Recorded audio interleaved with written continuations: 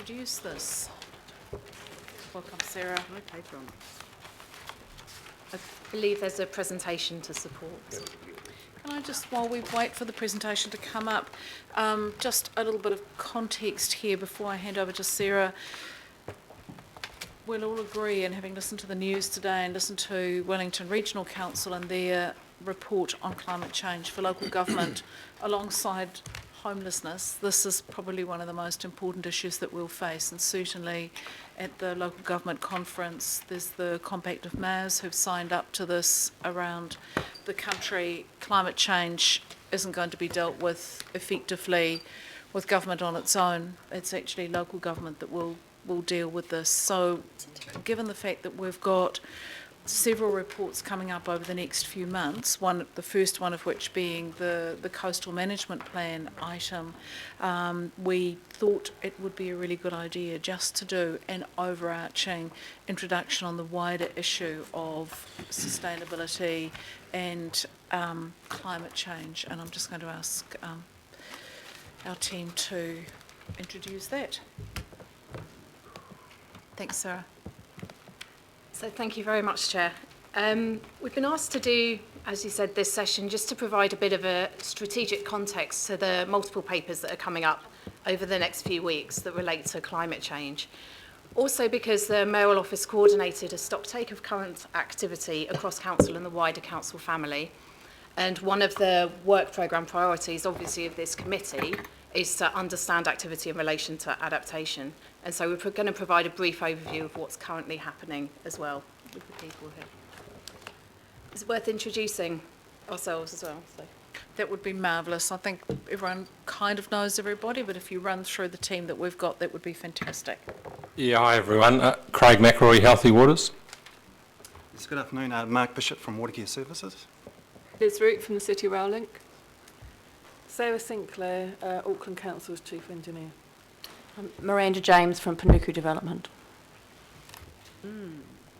So, as obviously this is a very brief session, we're not going to get an opportunity to go into depth about the breadth of activity going on across Council. So the stock take and a report will be circulated afterwards, which will provide more information. But just to give a high-level overview, there's a number of national and regional strategic drivers relating to climate change that require us to take action. So we have, at the national level, the Local Government Act gives us the mandate to meet the current and future needs of our communities in relation to infrastructure public services. So obviously climate change plays a key role within that in order to meet those future needs and understand what those are. Within the Resource Management Act, we're also required to consider the effects of climate change and incorporate into our projects, programmes and decision making. And also recently, we just signed for a Local Government Leaders Declaration, which acknowledges the importance and the urgent need to address climate change and also lay out our key commitments in order to do that. So those are the high-level national drivers within it. And obviously, all of these plans will be familiar to everybody here, so I'm not going to go into detail on those as well. But Low Carbon Auckland covers our mitigation strategy, reducing our emissions, and others incorporate activities to prepare for climate change. And obviously we have the current iteration of the Auckland Plan, which requires us to adapt to a changing climate by increasing resilience. So that's just to give a very high-level view of the national and regional strategic drivers. But just wanted to point out there's gathering momentum as well. There's a number of reports that have come out around how we need to go about meeting our Paris commitment. And then central government, there's some cross-party reports around reducing emissions, and also the Parliamentary Commission for Environment has just released a report around whether New Zealand needs to take similar steps to the UK and put in place something along the lines of the Climate Change Act, which addresses mitigation and adaptation. Obviously, there's no decisions on those, but you can see momentum is building and these pieces of research are ongoing. In addition, we're a member of the C40 cities. The cities is very much seen as leading the way. With the majority of the population living within cities, we really are the ones who need to drive the change in relation to climate change. But I just wanted to also highlight within here, we're not just gathering momentum on paper, it's not just reports that are coming through. We're also gathering momentum from public perception and public drivers to actually deliver change in this as well, mainly due to the severe weather events we're seeing. the increasing frequency and severity of these is something we're seeing and we will continue to see into the future. And I think this committee is well aware of the impacts of the events earlier this year with road closures, landslips, business closures, impacting across our economy, our environment and our communities at large. So we just wanted to take the opportunity really to demonstrate that this isn't new to Auckland Council. Auckland Council are undertaking a number of activities in order to address the implications of climate change, so we're certainly not starting from scratch. There's a raft of activity, and I apologise at this point that it may sound a little bit like a shopping list, purely because there is a list of things that are going on across Council. And as I said, it will be very high level, and the people here obviously can offer far more insights into the detail, and the report that will go around afterwards will provide more information. But with regards to our unitary plan, for example, we have a strong standard in place in relation to sea level rise, looking at 1 metre and ongoing sea level rise and future sea level rise. We also have a number of policies in place supporting both water sensitive design and addressing flood risk. And we have guidance supporting both of those as well. Within Healthy Waters, you can see up there, there's a stormwater climate change strategy which underpins the asset management plan as well. And risks are being managed through green infrastructure, water sensitive design, encouraging development away from risk, making sure our design standards incorporate future climate change. Sorry.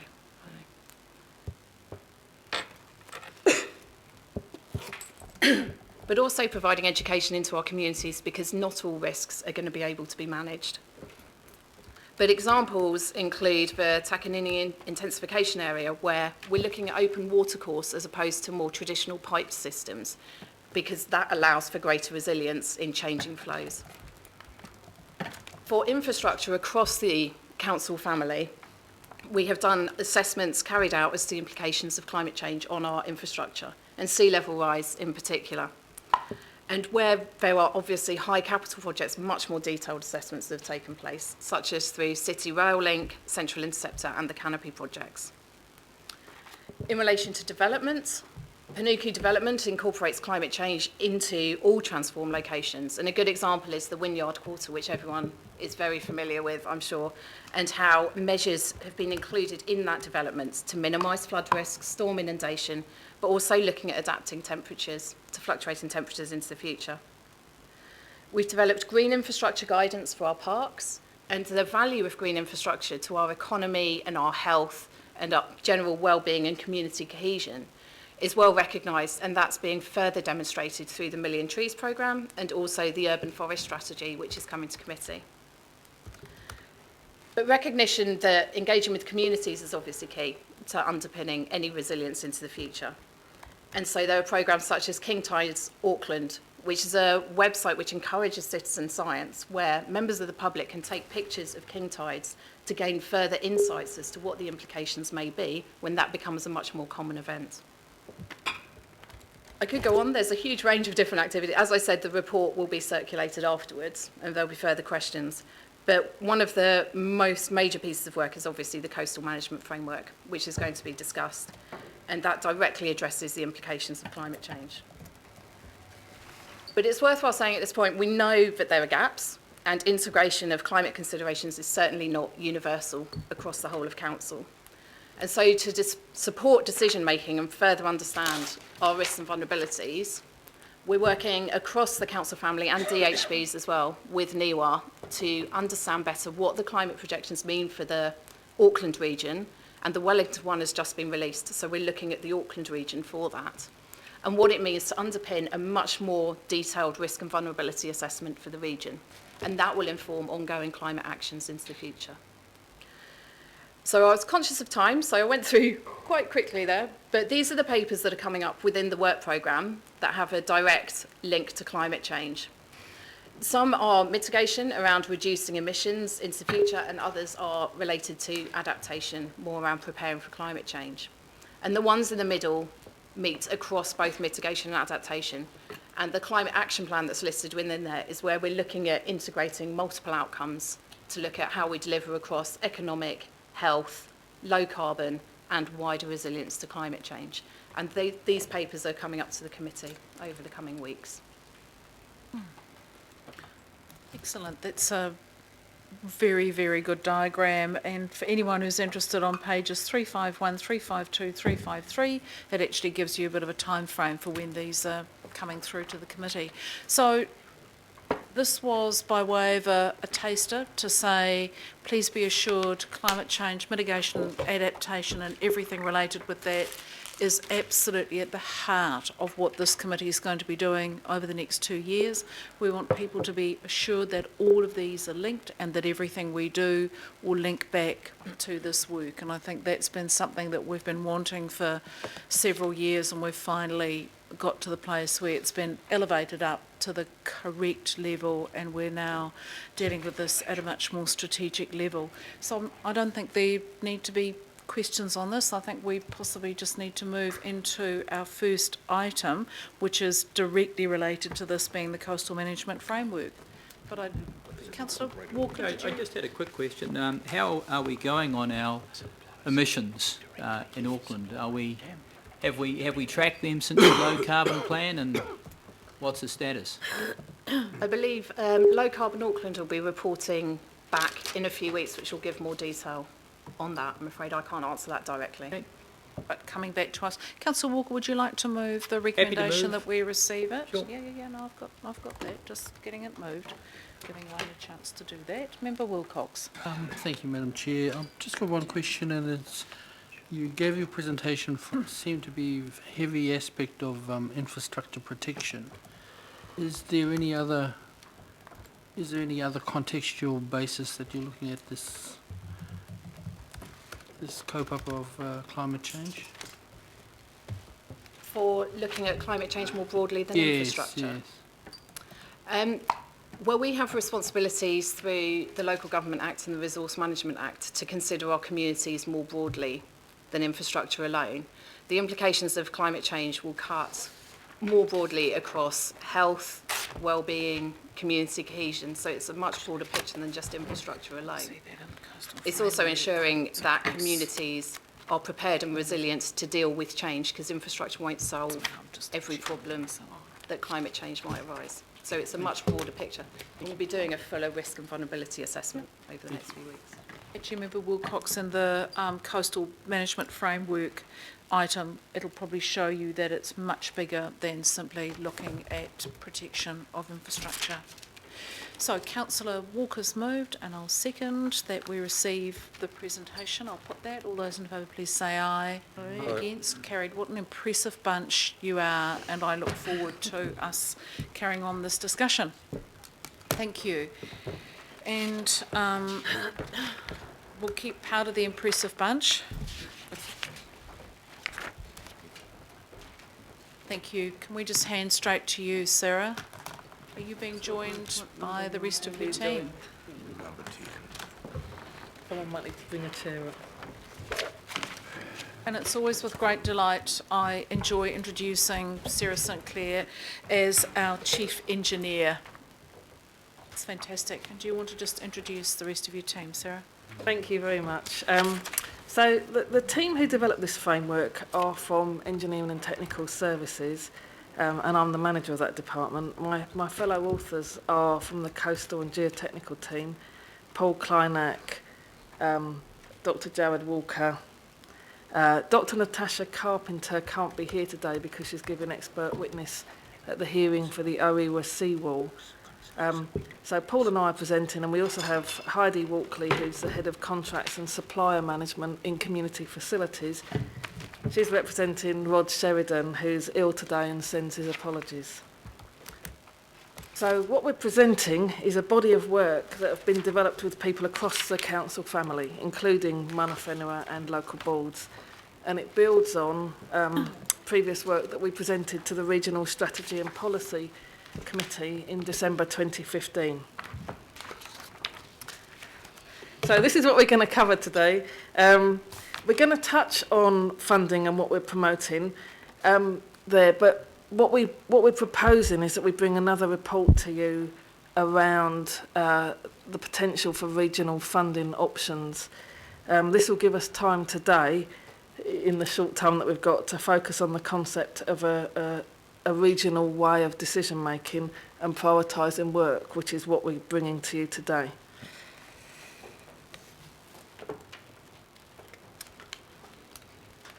So we started work well over a year ago. It's very topical at the moment. Auckland has 3,200 kilometres of coastline, much of which is eroding naturally. And we know that climate change will increase erosion rates. We have approaching 200 kilometres of erosion defences and beach retaining structures. And the value of council's coastal assets are around about $350 million. And that's not including the structures that protect our roads and are owned by AT or the structures owned by Panuku. So through the unitary plan, we have got controls in place, fairly robust controls for future development to try and keep people out of at-risk zones, whether they're erosion zones or coastal inundation zones. What this needs to be supplemented by is what we've brought you today, which is a strategic plan for how we manage infrastructure and assets. And this is just a quick reminder of the sort of events that we're seeing in Auckland at the moment. And part of the reason that we've put these pictures up is that many of the structures that we have are reaching the end of their useful life. And as erosion continues and development growth continues, there's high demand for action, probably more demand than there is budget. So we need a strategic way of planning to manage our coastline, including planning for how we budget for and prioritise coastal protection works around Auckland, with lots of activities competing for funding, and with the understanding that erosion is an offshore problem that we only see the effects of onshore. So it's not a root cause that we can treat by itself. So with that, I'm going to pass on to Paul, who's going to take you through the detail of the work we've done today. Good afternoon, everybody. Thank you, Sarah. Our improved understanding of current and future issues confirms a requirement for improved strategic planning, embedded and consistent decision-making criteria, and budget allocation, especially important when we're looking at supporting and delivering some of the initiatives that are outlined in the Coastal Management Framework. The above points essentially serve as the basis for the development of what we're referring to as the framework. And what I've done here is pulled a graphic out of the framework report which best describes the structure of the framework and the cascade or hierarchy of approaches. That figure can be seen in a little bit more detail on figure 4, page 14 of the framework, if that would assist. The aim of the framework itself is essentially to develop a best practice operational management guide for Auckland. The framework comprises a 5-tier hierarchy, which you can see there, based on the scale of decision making, and is underpinned by a range of additional tools. Primarily, the framework is guided by a regional philosophy for coastal management, which describes the overarching principles and policies, including those that were adopted by the Regional Strategy and Policy Committee in December 2015. This essentially informs a systems approach to coastal management, which for the first time breaks down the Auckland coastline, the 3,200 kilometres of coastline, into sub-regional areas based on coastal processes and sediment cells. Within the sub-regional areas, coastal compartment management planning essentially provides a systems-based approach to developing long-term coastal management policies and includes sufficient flexibility to incorporate local requirements and consideration, including those which have been raised via mana whenua. The compartment management plans then inform asset management planning and project approaches, which guide an approach to developing project-level options and approaches to action the recommendations from the compartment management plans themselves. This does not exclude short-term localised hotspot management approaches, which are also included. which incorporate the regional philosophy to ensure that we continue to make consistent, appropriate decision-making in the shorter term. The framework itself, you'll see the graphic to the left, is supported by a range of tools which identify the need for new council policy, improved council policy in some respects, coastal hazard assessment guidelines, coastal design standards, and importantly a communications plan to support the implementation of the framework. Following the approach of the UK's shoreline management planning approach, Auckland's coastline has been broken down into a series of large-scale coastal cells, which you can see there. Again, the detail for that graphic is included in Table 9, page 47 of the report. In total, 12 coastal cells have been identified for the Auckland region, including independent coastal cells for Waiheke and Great Barrier Island. The coastal cells are essentially defined areas of the coast where sediment movement is expected to be contained or restricted by key geomorphic features of the coast, e.g. between large headlands or within harbours or beach embayments. These cells then provide a defined area of coast for discrete systems-based management where effects or processes of adjacent cells will be limited. The graphic as presented also includes reference to management hotspots. So those are the little red dots in response to questions that we've had previously around where is our focus, where do we need to draw attention to. And we've developed those hotspots using a set of specific criteria which is outlined in Table 8, page 45 of the Coastal Management Framework Report. In short, the criteria which has been applied to derive these hotspot areas includes reference to unsafe coastal structures that do not currently comply with legislation, or a cluster of poor to moderate condition coastal assets, structures that we consider are subject to a range of coastal hazards which are affecting a particular area, including coastal erosion, inundation, land instability, or the related effects of sea level rise over time. Areas which are subject to future development pressure as identified via the Auckland Unitary Plan zoning. Those areas where existing projects are currently underway. Areas where council owns a high proportion of coastal green space, esplanades, reserves, strips that require an improved long-term management approach. And areas where multiple coastal assets are clustered, including infrastructure which may be owned across the council family, parks, Auckland Transport, Watercare, for example. We've also embedded reference to sites identified to have high coastal values, ecologically, with respect to amenity, and with an overlay of cultural and heritage values. At a higher level, coastal compartment management plans will facilitate the development of sub-regional high-level management approaches, embedding approaches from the do-nothing through to protect, adapt, and manage retreat for sections of our coastline. Selection of these approaches will be driven by an integrated assessment of the coastal system and will be included over at least a 100-year time frame as required by the New Zealand Coastal Policy Statement and the Auckland Unitary Plan. A series of coastal compartment management plans to be applied to the 12 regional cells in consultation with local boards and mana whenua will identify high-level management philosophies for any given section of the coast and will subsequently feed data on options to be included in asset management plans.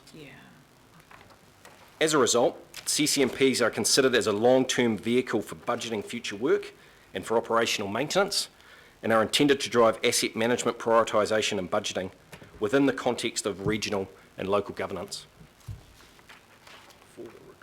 Again, it is acknowledged that CCMPs may not necessarily address urgent short-term work which may be required to respond to severe storm events, but will develop the overarching vision and criteria for longer-term prioritised development and adaptation. As a general principle then, it is suggested that CCMPs will clearly promote the temporary nature of coastal structures and the need to consider whether protection or defence structures are a long-term and affordable management option, or whether erosion of public land or retreat may in turn be an acceptable option. In this respect, CCMPs will assist with defining areas subject to hazards over time and will include set criteria used to determine the appropriateness of any coastal defences. So if I fast forward through to the next steps in respect of the coastal management framework, Sarah has touched on the development of a supporting report to be brought back to committee around developing and considering regional funding options. We hope to report that back to committee in September. We know where our hotspots exist for the Auckland region. We've applied sound criteria, which is expanded within the management framework. They're not an exhaustive list of hotspots, so we need to go back to local boards and discuss those in partnership with mana whenua. We know and we understand that we do need to apply some urgent responses to those areas, but we also, within those 12 sub-regional components, need to discuss with local boards and mana whenua how we prioritise a series of coastal compartment management plans to be applied for those areas as well. We're hoping to do that consultation across the boards and with mana whenua September through to December of this year. We will also need to agree multi-criteria analysis to guide some of the decision making. There's a bit more work that we need to do with local boards and mana whenua in that respect as well. We've had to date 3 hui via the INES Directorate huis. We've workshopped with the 21 local boards previously. We'll need to go back and complete those discussions, and we're hoping to complete that work program during September and December of this year also. We also need, in our thinking, and Sarah may touch on this with her wrap-up, to agree on our work program for delivery around our projects, around the coastal compartment management plans, and how we're developing the tools and policies which sit alongside the hierarchy of the framework as presented. So I think our end point is that the coast has to be managed as a system or a series of systems, and that we can't treat issues in isolation if we want things to work sustainably. So what you've heard today is that we have developed a method to equitably assess and prioritise the work that we do around our coastline in a way that ensures that we think about the long-term management and sustainability and the effectiveness and benefit of structural and non-structural solutions. We've presented you with, for the first time, with a regional understanding of our hotspots, or areas where the coastal processes are putting pressure on the land, or vice versa. We seek your endorsement today to take the work forward in developing these compartmental asset management plans while we respond to the urgent hotspots in collaboration with local boards and mana whenua, making the point that we've taken a regional approach, but we've made it adaptable and flexible for local issues. Thanks, Sarah. I'm sure there will be questions. I'll take the first 3. I've got a couple of questions, but we'll go to Councillor Simpson, Walker and Cashmore. Councillor Simpson. Thank you, Madam Chair. Sarah, I'm just interested, I can't get quite, I missed something, I think. You're saying if you go to the order, the second to last slide was the order of, set the funding, work with local boards on the priorities. We've got the regional problem areas. This one here, yeah. How can you develop regional funding options if you haven't prioritised your hotspots or know what to do with them? Surely that has to come before you then figure out how you're going to fix it and therefore what the funding options are. Maybe I've got something wrong. No, it's a good question. Through the Chair, sorry, we didn't explain that. What we meant by regional funding options was, at the moment, a lot of the funding is driven on a board-by-board approach. When we first came to the governing body in December 2015, this was with the support of the local board chairs at the time of a concept of regional funding for coastal infrastructure, because a board-by-board approach doesn't bring you that regional prioritisation. So that's what we meant by the regional funding options. I completely agree that that we need to understand the hotspots and how they're intended to be prioritised to develop a longer term funding programme. So to that end, sorry, Madam Chair, I'm just therefore struggling a little bit with the recommendation B, because it says to endorse the development of regional funding options to address. Well, you've got to actually endorse that. You haven't, I don't know what the funding options are. If we haven't really, you're endorsing, are we endorsing the 12 priority hotspots to be further prioritised and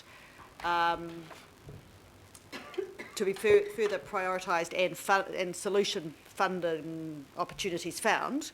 I can't get them. That was exactly what my question was going to be. I think we just need to unpack a little bit the development of the regional funding options. What is the process for doing that? And then in a separate but parallel universe, there is the work that's being done to address the hotspots. I think we just need a little bit more discussion on that, how we'll do the regional funding. Okay, through the chair. The regional funding proposal that's alluded to there is a proposal to come back to the governing body with an assessment over the next 3 years of what the capital investment looks like, at the same time as, because the plan over the next 3 years is to undertake probably 15 compartment management plans, assuming that we get operational OPEX budgets to do that, to develop a longer term AMP. So what we'll be taking back in September is a short-term 3-year plan, which includes the OPEX costs of CCMPs and what we're seeking to go into the LTP process in detail for the next 3 years. Okay, to that end, Madam Chair, are you happy for me just to maybe changing that B? Why don't we've got a whole heap of questions here, so why don't we just work through those, and if we can come up with a way that just makes that a little bit clearer, that would be useful. So if you work on that, we'll go to Councillor Wayne Walker. Sure. Just in terms of where we're at now, what's our resource in terms of full-time equivalent around dealing with this issue? Coastal management. I know we've got Paul. Through the chair, the coastal management and geotechnical services team is 6 people. There are a number of staff working on projects in community facilities. My own time, there's a bit of my time that goes to this. So just in terms of coastal management, because the geotech people are over all sorts of geotech stuff across Auckland. Coastal management, how many we got? At the moment... So at the moment we have 5 specialist coastal engineers and scientists embedded within council in my team. Okay. And the other question I've got, and I'm not knocking this, I mean this is a good start, given the rapidity with which this issue is developing, and I'm talking about not the IPCC stuff, which is already International Panel on Climate Change stuff, but the circumstantial evidence that's coming out daily on the part of scientists and the like, particularly around ice melt. Are we monitoring that? Are we taking that into consideration and feeding that into any kind of risk model? Because we use the word risk a lot, but are we looking at the probabilities? Through the chair, definitely. That's a theme that's embedded heavily through the framework. You'll note our approach, especially via the mechanism of coastal compartment management plans, to assess a range of risks under climate change, including sea level rise. You'll also notice our thinking and our acceptance around a range of different treatment which provides for present day or management of present day issues, right through to the ability to start to adapt some of our responses, our structural responses, operational responses, and change those management responses over time out to at least 100 years. Okay, my last question is, if this is such a significant issue, and I would suggest it's the most significant issue facing council, in terms of the quantum of money, in terms of everything, should we not identify it on our agendas as a specific item to deal with so that it's highlighted? Would that not be desirable? Maybe, councillor, I So I'm think... just raising that as a question. I think it's a really, really good question, and thinking about the bigger site, the, what's the piece of work we're doing at the moment, the quality information thing. I think we could pick up that, how we address this in each agenda item. I think it's a very good quality advice, the work on quality advice. I think we could pick it up in there. It's a good question. Okay, I've got Deputy Mayor Cashmore next, and I'm not even going to make any light-hearted comments about you and your effectiveness on a bulldozer in dealing with mitigation of climate change. Seriously though, you know what you're talking about. Yeah, we do. Big So, boys toys. so team, this is good work because the local board did not have the wherewithal to do it. So, well done, Sarah and the team for bringing this together. However, we do have a bit of a crisis right now.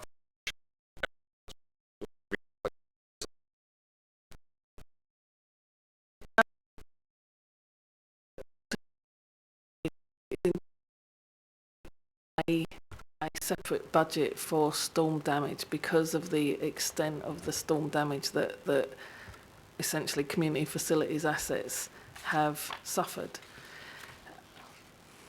Okay, so better to see that when it comes through. My second question, Madam Chair, of that $200 million worth of coastal retention assets, for use of a better word, what percentage of those are possibly redundant? Have you done that assessment? Through the chair, part of the joy of this framework is that it gives us a better mechanism for assessing structures because, yes, quite a lot of them are not effective. I can't give you a proportion at the moment, but many of them are not doing the job that we hope they do, that we would hope they do, and sometimes it begs the question of, do we actually need them? And we actually need a good structure, a good structured approach to consider that. Thank you. Thank you, Councillor Work in Cashmore. progress, this one. Yeah. Councillor Casey, No, I'm done, thanks. you're done? Okay, we've got probably a chance for Councillor Quacks, Councillor Clogue, Member Wilcox, then we are going to break at 1:30 because we've now been sitting for many hours. Councillor Quacks. Yeah, thank you, Madam Chair. Maybe this first question should be perhaps directed at you. I was looking forward to a presentation from Rex Mangan this morning from Bucklands Beach. Did he just decide not to turn up, or...? No, he sent, as far as I know, actually Tam will be able to, he had a funeral to attend to, but we've got his presentation here. And, you know, if any councillors have had a look at those photos and have seen that, I'm suggesting that what the Deputy Mayor has talked about, some of the Band-Aid things that may be available, because it's quite clear that what happens every 2 months in Bucklands Beach along the parade is totally unacceptable in regards to, and needs to have some kind of quick fix or Band-Aid solution on that, because you cannot have council assets being compromised and other assets being compromised once every 2 months because of what Mr. Mangan has identified, and I have no reason to believe that he's wrong in this, because a number of residents in that area have told me that the problem is with the stormwater coming up through underneath the road, and actually the water doesn't come over the beach, but it actually comes up through the stormwater. And I wonder how, whether there is, with the solution that he's suggested here may be available, what discussion you've had with the local board around that, And where else around our region may this be a similar problem where water is coming up through stormwater and inundating the road, the local residents' properties, and compromising the utilities in that area? Okay. So would it be useful, Councillor Quacks, do you want a quick answer on what we're doing that could address or our response to Mr Mangan? We'll get that on the record. The bigger issue is that's exactly, the wider issue around sea level rise and its impacts on stormwater is exactly what this is here to do. So let's get a response on what we're doing with Mr Mangan. Going back to the Manukau City Council. Dunedin South, Thank you. Through the Chair, we have been in correspondence and maybe speaking on Mr McElroy's behalf as well with Mr Mangan around his concerns in respect of coastal inundation. Mr Mangan has raised his desire for council to install what is commonly referred to as WA stops or flat tidal gates. Yep. Craig's team has done some great work in researching an innovative product like a WA stop that they're importing to trial in those areas of most concern to Mr Mangan. Those should be installed by September. So the Healthy Waters Unit has been in contact with Mr Mangan to inform him of that. Mr Mangan has in turn been back in contact with the local board to say he's happy with progress that's being made. If I could touch on one step going forward, Deputy Mayor Cashmore raised the issue around Band-Aids and our approaches for that area. We're doing a lot of really good work around the Auckland region, applying the principles and policies that have been developed under the framework. We apply that thinking now. In the Howick local board area, issues around Bucklands Beach, Little Bucklands Beach, Eastern Beach and Cockle Bay, we've been working closely with the local board who agreed last week to provide some funding to my team to assist some planning in respect of a coastal compartment management plan for that area, where we're going to make sense of the performance of some of those structures which exist currently, issues with sand loss on some of those beaches, and we're going to work closely with Auckland Transport, Parks, and Healthy Waters Unit to look at the coastal inundation issues as well. So that's almost a first cab off the rank pilot under the coastal compartment management plans, which will build on the work that we also applied to Orewa Beach most recently, which is obviously has resulted in the seawall application that's in a hearing as we speak. Very good answer. Awesome. They're a very good team. Councillor Clow. I just want to echo Councillor Cashmore's point about us doing a proper stock take on our seaside assets to make sure that we're not rebuilding something that we don't need. I'm probably really concerned about the ongoing and potential liability for private homes, which people are going to blame us and are going to expect us to step in and compensate. But this issue is not our fault. This issue is a really big issue, and I believe it's like putting a finger in the dike if we're going to try and take short-term measures on this, because I think it's so significant and so costly that in effect many people who are living too close to the coast, which was once a wonderful thing, are going to have to abandon their property. What are we doing regards education, and are we investigating how we can put something on the limbs, for example, of all coastal properties, so that when someone sells and someone buys, they know full well what will happen, and that will include the limb effectively saying council has got no responsibility if your house gets eaten away and your front section gets eaten away, so you then make that conscious decision to buy $1 million property and it may be gone in 5 years. That is your responsibility. Now, when we've got something like water coming up through stormwater and all that, that's certainly our responsibility. But we can't do anything about that flooding. That's just ongoing. But I'm really concerned that we protect ourselves as much as possible. What work has been done, and is it part of this? So, thank you. Through the chair.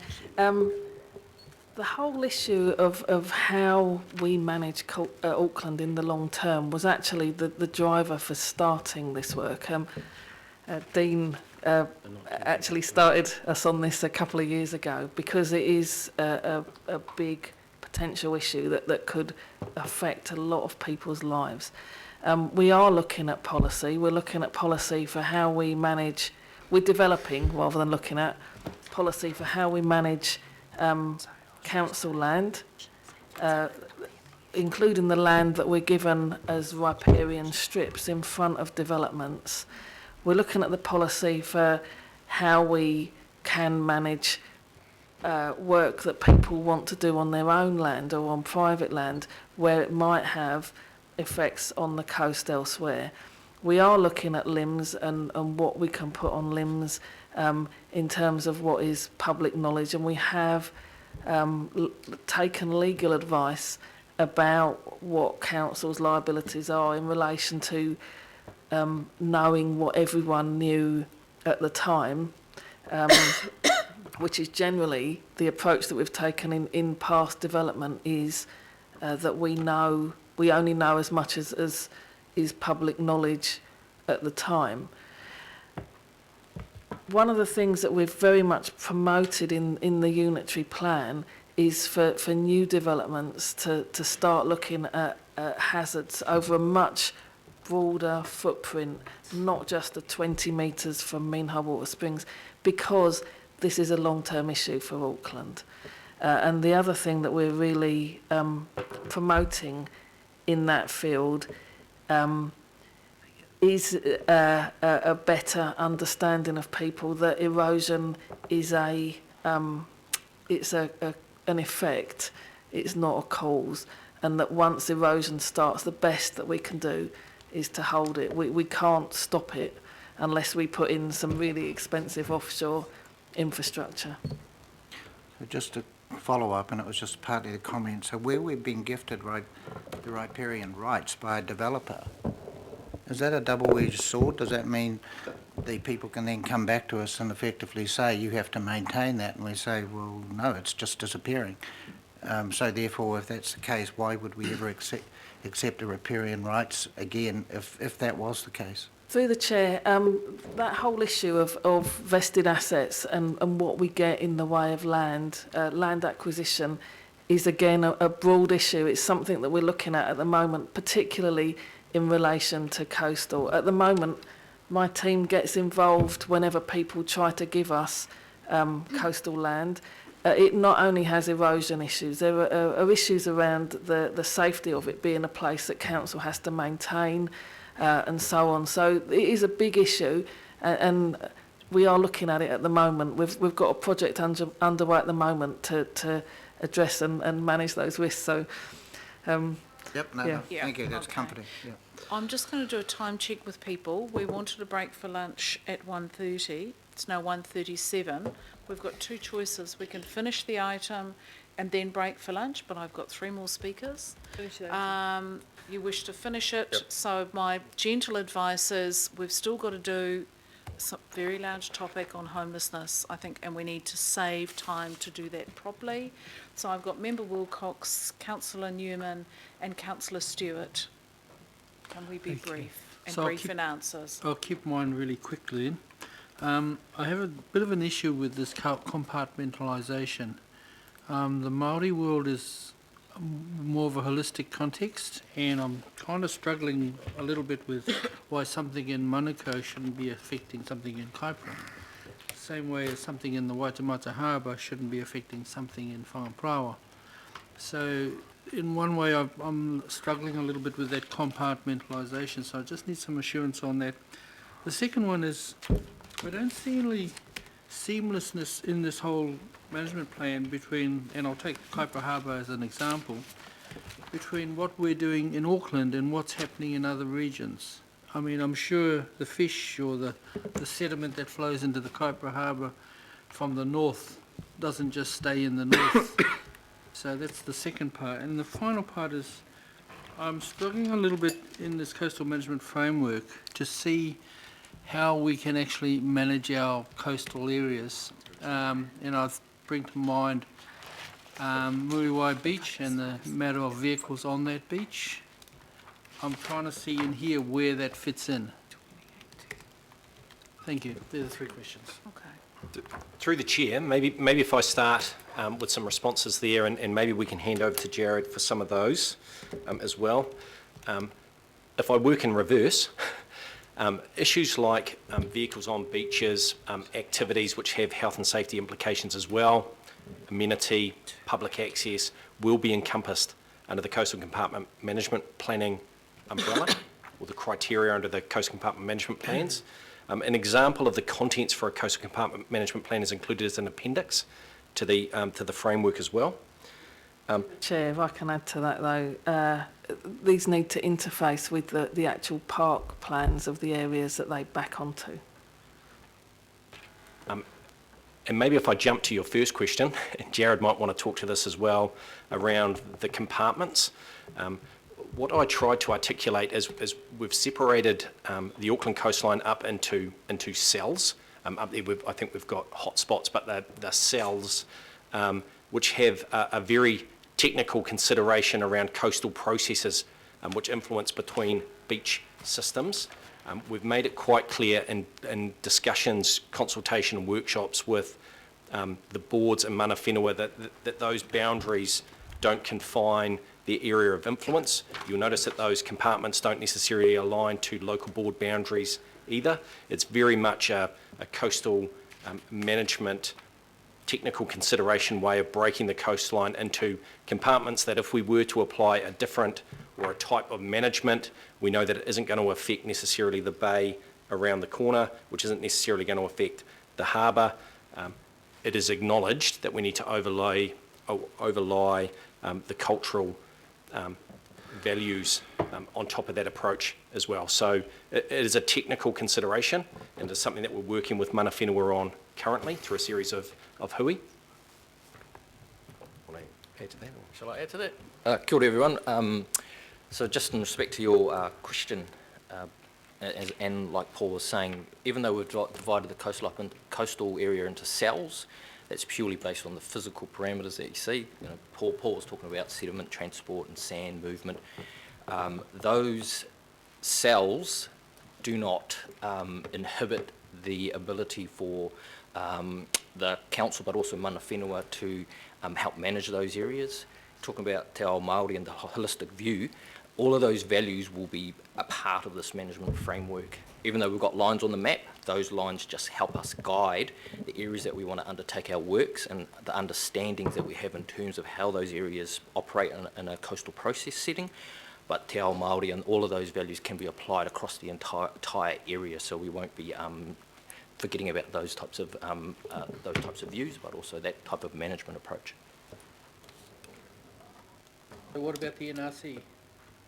Oh yes, so Paul will probably be able to expand a little better, but in terms of this management framework, What's the NRC? Northern Regional Council. So one of the questions that member Wilcox had was around the regional comparisons of what we're doing here and what other regional authorities are also doing. So my understanding is that this framework is actually a leading piece of work nationally. We're one of the first councils that are considering how we can manage our coastline across a range of scales, from our small areas right up to regional approaches. Takes us some of the principles we're talking about to incorporate in the framework around using 100-year time spans.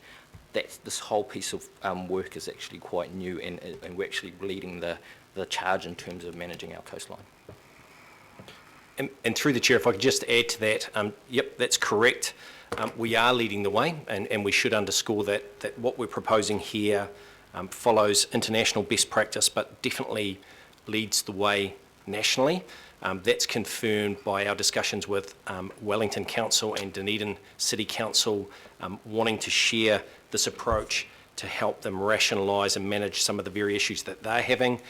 We do a lot of work as well with Waikato and Auckland University and influence their work programming and their courses around this approach to coastal management, which was also captured by the Parliamentary Commissioner for the Environment, who looked at our example of management at Orewa and the way of breaking the coast down into manageable cells, and said this is an approach that needs to be applied on a national scale. Awesome, thank you. Okay, Member Wilcox? Cool. Finally, we've got Councillor Newman and Councillor Stewart. Thank you. I've been looking, as the interesting conversation, as I've been looking at the report, I've also been looking at the at the overlays and controls under the unitary plan around coastal inundation, because it's not just, of course, at Bucklands Beach, there's a whole variety of areas. In my area, I've got some low-lying areas that are affected by coastal inundation. Councillor Simpson's got some huge areas in Orake, and it's not just about coastal processes either. I'm interested to know how you manage the effects of coastal inundation in that coastal zone, understanding that you are affected by stormwater control and stormwater flow, which in turn is affected by change to land use as we move from permeable to non-permeable surfaces.